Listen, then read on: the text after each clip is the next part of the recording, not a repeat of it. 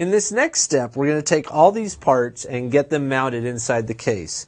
So the power supply needs to go inside. This cover plate, which came with the motherboard, needs to go in its appropriate hole in the case. The motherboard needs to go inside here, and we're going to have to add these little things called standoffs to hold the motherboard in the right position. And then there are about 15 wires here that get connected up to the motherboard. And it's really straightforward. The manual tells you exactly where to put them, but we just have to do them one at a time using the manual to guide us. What we're going to do here is we're going to put the motherboard and the power supply inside the case and get it all bolted down. So there is a plate that came with the motherboard, and it fits into a specific hole that's already been cut into the case. So our first thing is to just drop that in. And sort of like the RAM, you just have to apply enough pressure, and in this case you're going to hear an audible click. I say, you are going to hear, there you go, an audible click when it's in the right spot. Now the next thing is the motherboard. It needs to screw into this case, and it needs to be held about a quarter of an inch away from the case so none of these little connectors actually touch the case, with a set of 6 brass spacers. Now every motherboard is different, so your challenge here is to get the motherboard into the case and see which holes on the motherboard are going to actually match up with the holes that have already been drilled into the case. And it's really easy when you're actually inside there doing it. You just put the motherboard in, kind of see which holes it lines up with, and then pull the motherboard back out and drop the spacers in. So now we've got the spacers in.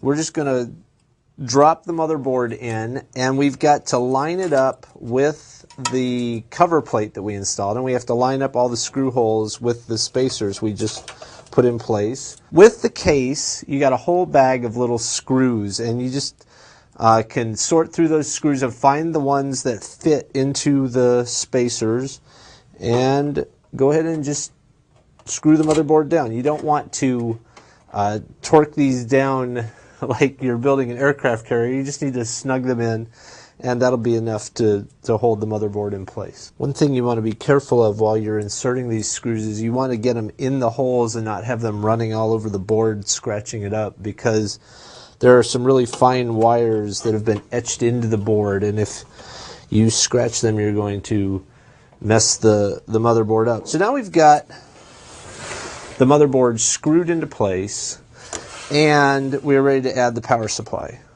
It's got 2 sides, a fan side and a wire side. Obviously the wires are going to go inside the case, the fan is going to point toward the outside, and there's really only one way for it to go in there. So you just slide it onto its brackets, wiggle it a little to get it into the proper place, and then there's 4 screws that either came with the case or came with the power supply that you use to connect it into the case. And again, you just need to put those in, snug them so that nothing's moving around, and the power supply is ready to go. When you look at the wires that come out of that power supply, there's one big obvious connector, and there's only one place that big obvious connector can go on the motherboard. So you plug that into its appropriate slot on the motherboard, and then there's another smaller 4-pin connector. This is going to supply power specifically to the CPU, and there's only one place that can go on the motherboard. So you just find its place, line it up, and both those connectors, there's only one way that they can fit. So it's not like you're going to get them rotated or some other weird insertion. You just put them into the obvious hole in the only way they will insert, and they'll snap right into place.